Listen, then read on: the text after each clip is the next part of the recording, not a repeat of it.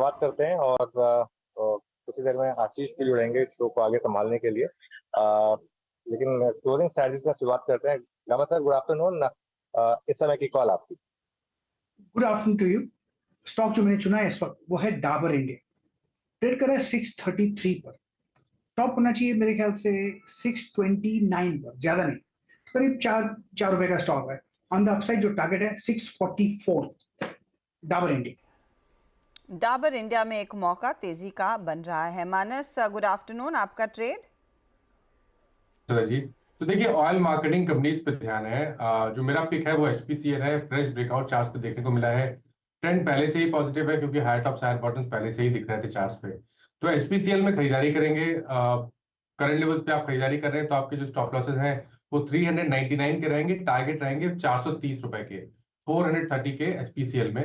ये cash levels है। अगर चाहे तो 410 का कॉल ऑप्शन जो 9 रुपए पे ट्रेड हो रहा है वहां पर 5 रुपए की स्टॉप लॉस खरीदारी कर सकते हैं और इस ऑप्शन में 20 रुपए के टारगेट सेट कर सकते हैं। ओके, एचपीसीएल लगातार ऑयल एंड गैस स्टॉक पर बात हुई। 3 दिन से एचपीसीएल बीपीसीएल में शानदार मोमेंटम है। राजेश सतपुते जी, गुड आफ्टरनून, आपकी ट्रेड क्या रहेगी? Very good afternoon Anuj ji and good afternoon everyone. Anuj ji देखिए, मेरी नजर है टाइटन पे। बहुत बढ़िया प्राइस एंड वॉल्यूम ब्रेकआउट है आज, और जिस तरह से ब्रेकआउट है मुझे लगता है इसका इमीडिएट टारगेट होना चाहिए 3640। 3640 के बाद 3700। So Titan is a buy. Stop loss होगा 3520 का और लॉन्ग करेंगे पोजिशनली बाय टाइटन। ओके, तो टाइटन में एक मौका आपके लिए साफ बन रहा है। सुदीप, आपका पिक क्या रहेगा?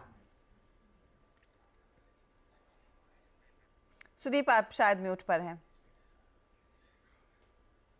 गुड आफ्टरनून हर्षदा जी। मुझे लग रहा है कि पावर स्टॉक्स में जैसे सीईएससी में एक अच्छा मोमेंटम है। एक अप ट्रेंडिंग स्टॉक है हर एक पैरामीटर पे, डेली, वीकली, मंथली। और साथ ही साथ में पिछले 15 सेशन से जो एक कंसोलिडेशन हो रहा था 170 और 180 के बीच में, तो वहां से आज एक ब्रेकआउट आया है और वीकली कैंडल भी ऑलमोस्ट अपने हाईएस्ट ट्रेजेक्टरी पे आ गई है। मुझे लग रहा है स्ट्रॉन्ग मोमेंटम है यहाँ पे। 189 का भी करंट मार्केट प्राइस है, 184 का स्टॉप लॉस और 198 और 202 के टारगेट्स आने वाले 2 से 3 सेशंस में मुझे लग रहा है सीएससी में पोजिशनली आ सकते हैं। ओके, सीएससी यहाँ पर एक बाय कॉल, एक कैश मार्केट का स्टॉक होगा। विकास सोलंकी के पास चलते हैं। विकास जी, गुड आफ्टरनून, आपका ट्रेड। गुड आफ्टरनून जी। देखो, ओवरऑल मार्केट का सेटअप अभी भी पॉजिटिव, तो मुझे लगता है जुबलेंट फूडवर्क यहाँ पे अच्छा ब्रेकआउट दे चुका है इंट्राडे में। तो मुझे लगता है 650 के ऊपर अभी ट्रेड करते हुए देखने मिल रहा है। ऊपर में मुझे लगता है 680 के आसपास का एक अच्छा पॉजिटिव साइड मोमेंटम कैरी करते हुए देखने मिलेगा। नीचे में 640 अभी यहाँ पे इंपॉर्टेंट सपोर्ट इंट्राडे बेस पे इसने बना चुका है। तो मुझे लगता है 1 से 2 दिन के पॉइंट ऑफ व्यू से इसको बाय कीजिए। टेक्निकली डेली चार्ट पे भी एक अच्छा ब्रेकआउट, फ्रेश ब्रेकआउट इस काउंटर में देखने मिल रहा है। तो 680 के टारगेट के लिए जुबलेंट फूडवर्क को यहाँ पे बाय करें। ओके, तो जुबलेंट फूड और आज का ये टॉप ट्रेडेड काउंटर भी है। तेजी की पोजीशंस यहाँ पर अभी भी ली जा सकती है। गौरांग, गुड आफ्टरनून, बताइए इस मार्केट को कैसे अप्रोच करें, क्या खास ट्रेड है इस समय का? धन्यवाद हर्षदा जी, आपका सभी को प्रणाम और शुभ दिन हमारे तरफ से। तो धातु क्षेत्र में से हमने हिंडाल्को को पसंद किया है। हाल ही में जब नतीजे आए थे हर्षदा, तब नतीजे देखने के पश्चात हमने जो हमारा लक्ष्यांक है उसको ऊपर की तरफ किया है, और फिलहाल जो लक्ष्यांक निर्धारित है वो करीबन 800 रुपए के आसपास है। तो मौजूदा स्तर से अच्छा खासा ऊपर की तरफ का दायरा आपको देखने मिल सकता है। ये बुनियादी तर्क के आधार पर लंबी अवधि के लिए हम निवेश की राय दें।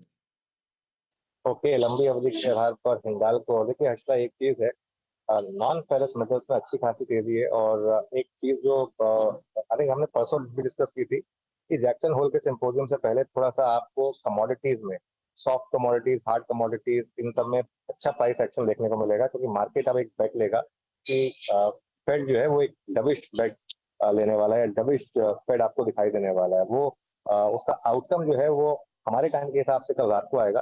तो नहीं, सॉरी, कल रात को नहीं, परसों रात को आएगा, शायद फ्राइडे नाइट को आएगा। अभी तो वेडनेसडे चल रहा है। तो मुझे और लग रहा है कि अभी भी और 2-3 दिन आपके पास मौका है कमोडिटी स्टॉक्स में पोजिशनिंग बनाने का। और इंडिया की एक बहुत अच्छी चीज ये हो रही है कि बाकी कमोडिटीज भले चल रही हैं, ब्रेंट क्रूड नहीं चल रहा है। तो ये एक अच्छी चीज है और इसका एक इम्पैक्ट आपको एचपी बीपीसीएल इनमें भी दिख रहा है। ये भी एक ऐसी स्पेस है जहां पर इसका मोमेंटम है। बेसिकली जो मैं पॉइंट अब इस समय देखना चाह रहा हूँ कि वहां फोकस करें जहां पे इस समय वैल्यू प्लस मोमेंटम दोनों है। वो ऑयल मार्केटिंग कंपनीज में इस समय, वो मेटल्स में है इस समय। और इसीलिए ये कहा है कि ये स्टॉक्स रोज आप देखिए लोअर लेवल से अच्छी रिकवरी दे रहे हैं आपको, और एक पोजिशनली भी अच्छा पैसा बना के दे रहे हैं एचपीसीएल, बीपीसीएल, आईओसी और नॉन फेरस मेटल्स। यहाँ पर इनफैक्ट एक बहुत ही इंटरेस्टिंग मोड पर ये सभी काउंटर्स आ खड़े हुए हैं और वो कमोडिटी प्ले। इनफैक्ट मनीषा को हम कुछ ही देर में अनुज जोड़ने भी वाले हैं। जिस तरह की हरकत हमने देखी थी सोने में बनती हुई दिखाई दी है, लेकिन कंसिडरिंग इस सांस को हमने छेड़ दिया है, आप देखिए हिंडाल्को जैसा ट्रेड किस तरह की एक्टिविटी दिखा रहा है, और इस पर हम सुबह में भी आई थिंक बात कर भी रहे थे। एक बार एक टेक चेक इस पर ले लेते हैं। मानस, जिस तरह का मूव देखने को मिला है इस पर्टिकुलर काउंटर में, सुमित आके ऑफ कोर्स वो सारे तार जोड़ेंगे कि किस कमोडिटी में कितना एक्शन देखने को मिला, लेकिन कंसिडरिंग इस पर अभी एक थोड़ा सा रेफरेंस पॉइंट आ गया है 689 के आसपास, कैसा प्ले है ये? हिंडाल्को में 2 दिन पहले इंडिकेशन मिले थे जब स्टॉक ने 640 का स्तर ब्रीच किया था, 20 डे मूविंग एवरेज को रीगेन किया था। तो अब 3 दिनों की रैली के बाद यहाँ पर खरीदना थोड़ा सा मुश्किल है, लेकिन अगर किसी के पास लॉन्ग पोजीशन है तो आप बने रह सकते हैं। 674 पे स्टॉप लॉस रिवाइज करके रखिए। अगर 700 रुपए के ऊपर स्टॉक सस्टेन हुआ तो जो नेक्स्ट टारगेट होगा वो 730 रुपए के आसपास का होगा।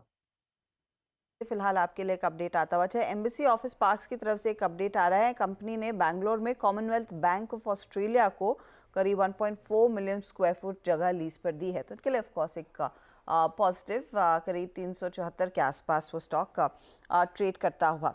चलिए कुछ और अपॉर्चुनिटीज इस मार्केट ने जो आज पकड़ी हैं उसको रिविजिट करते हैं, और उसमें सुबह में आपको याद होगा जब हमने मार्केट खोला तो बात की फार्मा कंपनियों की। डीवीज लैब देखिए, डॉक्टर रेड्डीज देखिए, इप्का लैब्स देखिए, ग्लेनमार्क देखिए, पूरा पैक है जहां पर मोमेंटम बना हुआ है सुबह से ही। वो फार्मा इंडेक्स आउट परफॉर्मर साबित हुआ है। डीवीज लैब आज का टॉप ट्रेडेड काउंटर। क्या जो मौका था वो पूरी तरह से स्क्रीन पर आ गया है, या फिर मानस आपने आई थिंक 5040 तक का टारगेट दिया था, मैं आपके पास वापस आ रही हूँ, वो अचीवेबल लग रहा है राइट? इस ट्रेड को राइड करना चाहिए कंसिडरिंग आज अच्छे वॉल्यूम्स पर ये स्टॉक टिका है 3-3.5% ऊपर। तो बिल्कुल देखिए उस ट्रेड को राइड करना चाहिए, केवल स्टॉप लॉस को थोड़ा एडजस्ट कर लीजिए। स्टॉप लॉस अब रहेगा 4840 का।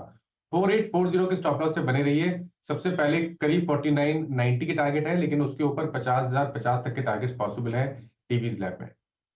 ओके, तो ये फिलहाल आपके लिए एक अपॉर्चुनिटी डीवीज लैब में साफ बनती हुई दिखाई दे रही। 5040 तक के लेवल्स आगे डेफिनेटली बनने की गुंजाइश यहाँ पर बन रही है। फार्मा कंपनियों में कोई ट्रेड सुदीप जो आपने इनफैक्ट आज राइड करवाया है अपने क्लाइंट्स को, या फिर अब मौका देखा है तेजी का? हर्षदा जी, मुझे लग रहा है जो हिसाब से डॉक्टर रेड्डी में मोमेंटम यहाँ पे है 7000 के ऊपर जैसे ही स्टॉक निकला। प्रीवियस मेरे ख्याल से पिछले 4-5 सेशंस के पहले 2-3 दफा ऐसा हुआ था कि 7030-40 तक स्टॉक गया था और वहां से करेक्ट हो गया था 67-60-750 के आसपास। तो अब जो हिसाब से ये मोमेंटम वापस से रिन्यूड मोमेंटम देखा है, प्रीवियस सारे जो स्विंग हाइस के ऊपर अब स्टॉक ट्रेड कर रहा है, और साथ ही साथ जो ये लार्ज कैप फार्माज है वहां पे एक बढ़िया मोमेंटम नजर आ रहा है। तो मुझे लग रहा है डॉक्टर रेड्डीज भी यहाँ से 7200 7230 तक का एक अप मूव दिखा सकते हैं 6900 के स्टॉप लॉस से। और सन फार्मा में भी एक अच्छा मूव लग रहा है यहाँ से। मुझे लग रहा है 4 से 5% का मूव सन फार्मा में भी आ सकता है। तो अभी भले फिलहाल फ्लैट है, पर मुझे लग रहा है कि ये very soon it will catch up with the entire pharma rally. तो ये दोनों स्टॉक्स मुझे लग रहा है ध्यान में रखने चाहिए, डॉक्टर रेड्डी और सन फार्मा। डॉक्टर रेड्डी, सन फार्मा जैसे ट्रेड्स पर नजरें बनाए रखें, यहाँ पर एक ट्रेड का मौका है। गौरांग, आपको कुछ खास पसंद है इस समय फार्मा में? मझौली कंपनियां हर्षदा जो फार्मा क्षेत्र में है वहां पर हमें लग रहा है कि शायद नतीजों के आधार पर भी और जो घोषणाएं इन्होंने की है उसके आधार पर बेहतर रुझान आता हुआ दिख रहा है। अगर कुछ कंपनियों के मैं नाम लेना चाहूं तो Zydus life, Zydus wellness, Natco pharma और बिंदु फार्मा, ये कुछ विकल्प हो गए छोटी मझौली फार्मा क्षेत्र की कंपनी में। Zydus life, Natco pharma, in fact Zydus में भी सुबह में थोड़ा सा एक्शन बना था। इस समय क्या दिख रहा है? इस समय तो मेरी स्क्रीन पर इनफैक्ट एक इप्का लैब्स वाला ट्रेड है। जाइडस भी करीब 1.5% ऊपर कारोबार कर रहा है। राजेश सातपुते जी, एक बार इप्का पर कॉल दीजिए, फिर आगे दूसरी कंपनियों की बात करेंगे। हर्षदा जी, मुझे लगता है इप्का में जिस तरह से ओपन इंटरेस्ट बिल्टअप है, यहाँ पे मोमेंटम चलेगा। थोड़ा सा फिजल आउट हो रहा है क्योंकि प्रॉफिट बुकिंग हो रही है, लेकिन मुझे लगता है 1400 के ऊपर जब तक ये सस्टेन करेगा तब तक पूरे चांसेस है कि फिर से ये अपनी स्ट्रेंथ को दिखाएगा और इवेंचुअली 1440 का टारगेट यहाँ पे अनफोल्ड हो रहा है। तो 1400 के ऊपर बायस जो है वो पॉजिटिव रखे, बाय करे stop loss actually at least 20 points का होगा, यानी 1380 का स्टॉप लॉस रखेंगे और इस ट्रेड को कंटिन्यू करेंगे। ओके, तो इप्का लैब्स काफ़ी तगड़ा मोमेंटम इनफैक्ट वाई एडिशन गाना कर रहा है और उसी के मद्देनज़र ये स्टॉक रेडार पर आ रहा है। काबा जी, आपने नोटिस किया होगा 10 साढ़े 10 बजे के बाद अदानी ग्रुप के 2 मेजर स्टॉक्स अदानी एंटरप्राइजेस और अदानी पोर्ट में एक्टिविटी जोर पकड़ती हुई दिखाई दी थी। अदानी एंटरप्राइजेस इस समय करीब करीब 1 या 1.5% ऊपर है। क्या 3114 पर अभी भी ये कंपेलिंग बाय है, कंसिडरिंग इसने जो हाई अचीव किया उसके बाद थोड़ा सा हल्का हुआ है, करीब 50 रुपए नीचे आया है? एक्चुअली अडानी एंटरप्राइजेस में देखा जाए तो एक एक्सपेंशन हुआ, फिर एक कॉन्ट्रैक्शन हुआ, फिर एक एक्सपेंशन हो सकता है। इनफैक्ट यहाँ पर लेना है कल के लिए तो शायद ठीक रहेगा, क्योंकि रिस्क रिवॉर्ड रेशियो फेवर में रहेगा। स्टॉप लगा सकते हैं अडानी एंटरप्राइज पर करीब 3075 का, ज्यादा नहीं है, और एक्सपेक्ट करते हैं फिर एक एक्सपेंशन शुरू हो। अडानी पोर्ट मुझे बेहतर ट्रेड लगता है फ्रॉम रिलेटिवली। ये ट्रेड कर रहा है 1503 पर, इस पर भी टाइट स्टॉप लगा सकते हैं। एग्जैक्टली सिमिलर मूव है, स्टॉप होगा करीब 1495 का, अपसाइड टारगेट 1530 के नजर आते हैं, वो भी कल तक के।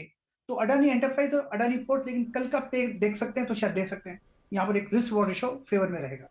ओके, तो रिस्क रिवॉर्ड रेशियो थोड़ा सा फेवर में दिख रहा है अदानी पोर्ट में वर्सेस अदानी एंटरप्राइजेस, लेकिन दोनों में एक बहुत तगड़ा स्पाइक देखने को मिला था 10:30-11 बजे के बीच में। उसके बाद थोड़े से नरम हुए हैं, लेकिन अभी भी अच्छी खासी तेज़ी इन स्टॉक्स में बनी हुई है।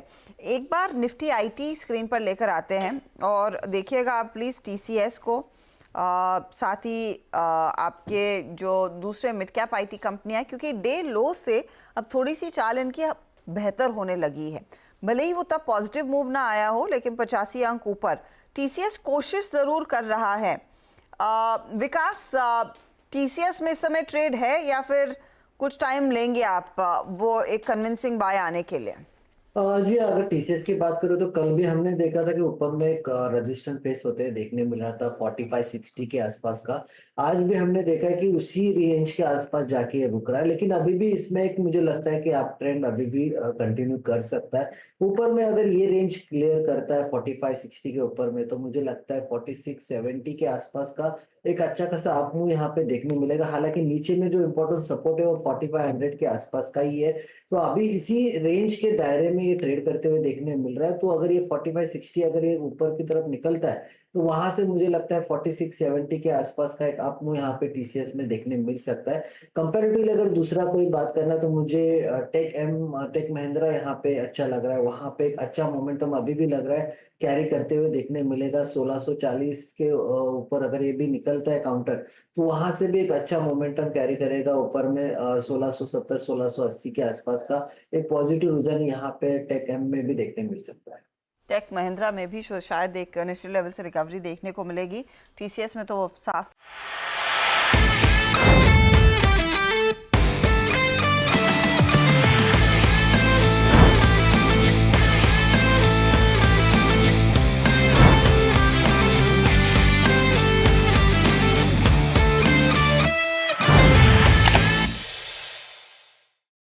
बता दें कि मनी कंट्रोल पर दिए गए विचार एक्सपर्ट्स के अपने निजी विचार होते हैं। वेबसाइट या मैनेजमेंट इसके लिए उत्तरदायी नहीं है। यूजर्स को मनी कंट्रोल की सलाह है कि कोई भी निवेश निर्णय लेने से पहले सर्टिफाइड एक्सपर्ट की सलाह लें।